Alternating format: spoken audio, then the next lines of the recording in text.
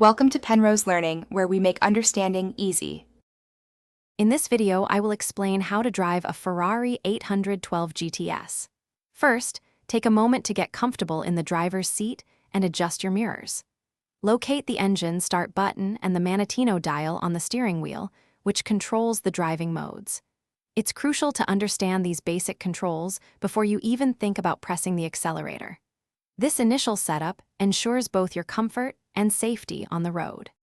Once you're settled, press the brake pedal firmly and push the bright red engine start button. The magnificent V12 engine will roar to life. Next, pull the right paddle shifter to engage first gear or select auto mode if you prefer. Release the brake gently and apply a small amount of throttle to begin moving. Remember, smooth inputs are key to handling this powerful machine with grace and precision. As you gain confidence, explore the Manettino dial to switch between driving modes like sport or race for a more dynamic experience. Practice smooth, progressive acceleration and braking to maintain control, especially when navigating turns.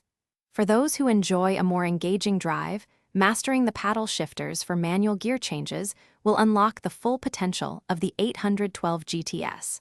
Always drive within your limits and road conditions. Driving a Ferrari 812 GTS is an incredible experience, but always prioritize safety. Respect speed limits and traffic laws and maintain a safe following distance from other vehicles. This ensures a thrilling yet responsible drive for everyone on the road.